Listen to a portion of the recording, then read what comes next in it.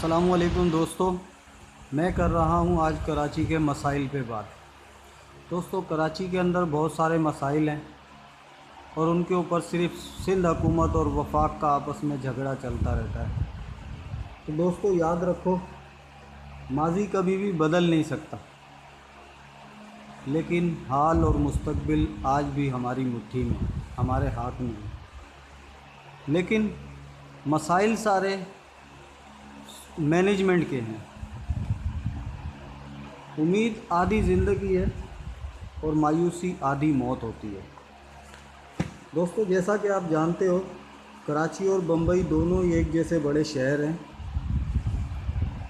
दोस्तों, दोनों शहर दुनिया के बड़े शहरों में गिनती किए जाते हैं। आबादी के लिहाज से बम्बई की आबादी ज़्यादा है, मगर कराची शहर में भी बसने वाले लोगों की तादाद कुछ कम नहीं है।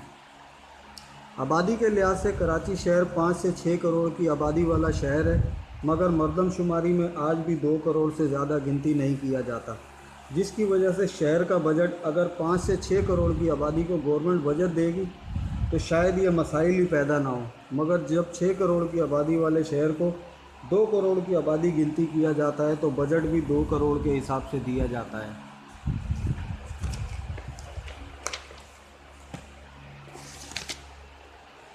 अब 2 करोड़ की आबादी के बजट से 6 करोड़ की आबादी तो चल नहीं सकती। इसी वजह से कराची जैसे शहर में मसाइल का अंबार लगा हुआ है। ठीक ऐसे जैसे गरीब और कमज़ोर शहरी होता है। 15 से 20 हज़ार कमाने वाला इंसान 4 से 6 बच्चों को पालना मुश्किल होता है। अगर घर के राशन का हिसाब लगाया जाए तो तकरीबन एक घर का राशन 12 से 13 हज़ार का आ जाता है। उसके बाद रोज़ाना के अखराजात अलग होते हैं, जैसा कि दूध, सब्ज़ी हो गई, बच्चों की चीज़ें वगैरह, सही ऊपर से गैस, बिजली का बिल।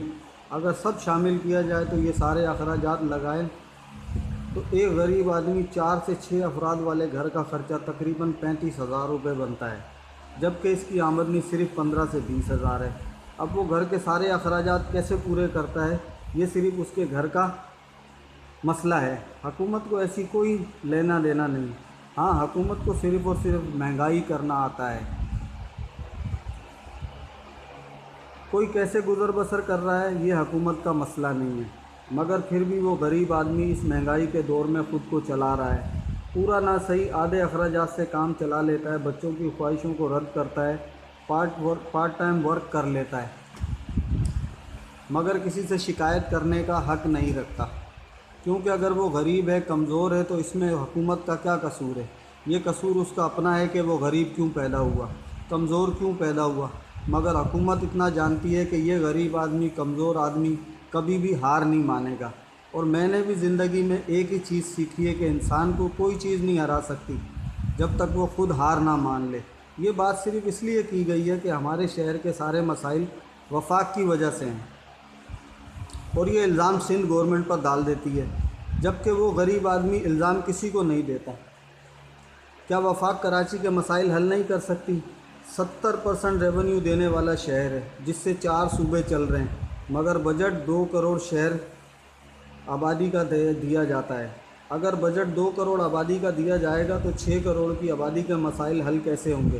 क्या गवर्नमेंट के पास इसका जवाब है? क्या नए पाकिस्तान में भी पुराने पाकिस्तान वाली हरकतें करते रहेंगे?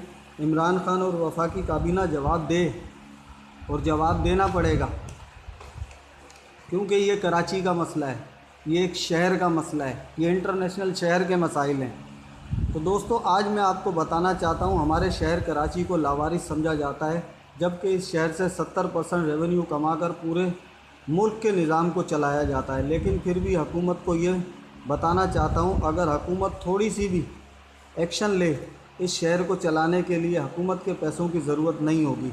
इल्ज़ाम सिंध हुकूमत या वफाक पर नहीं भेजा जाएगा। इस शहर के रोज़ाना के पैसों से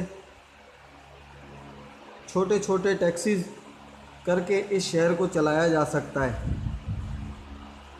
मगर जब कोई ठीक बात करता है तो इसका मुंह बंद कर दिया जाता है, या फिर इसको कोई प्लेटफार्म नहीं मिलता जिस पर वो अपनी आवाज़ बुलंद कर सके, हुकूमत को बता सके। वरना कराची शहर इतना कमज़ोर नहीं है कि वो अपने पैसों से अपनी तकदीर ना बदल सके। हुकूमत से गुजारिश है, अपनी आपस की लड़ाइयाँ बंद करे ایک دوسرے پر کیچڑ اچھالنا بند کرے، الزام تراشی کو بھول کر، وفاقی کابینہ کو چھوڑ کر اس شہر کے لوگوں کی بات کو سمجھے۔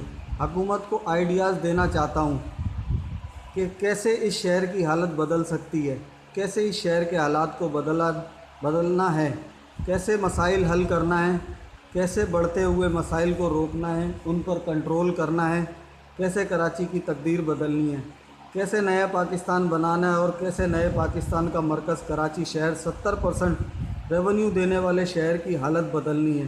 یہ کوئی مشکل کام نہیں ہے، بہت آسان ہے اگر کوئی اس پر غور کرے۔ یہ بات ضرور مان لے، اس شہر کو چلانے کے لیے سندھ گورنمنٹ کا پیسہ درکار ہے اور نہ وفاقی حکومت کی مدد کی ضرورت ہے۔ صرف کراچی کا پیسہ کراچی کے حالات پر لگے گا، باقی 70% کا ریونیو وفاق اپنے پاس رکھے۔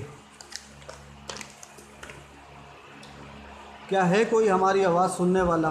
کیا کوئی اس ویڈیو کو دیکھ کر چاہتا ہے کہ کراچی کی تقدیر بدلے، کراچی کا نظام بدلے، کراچی کے حالات بدلیں؟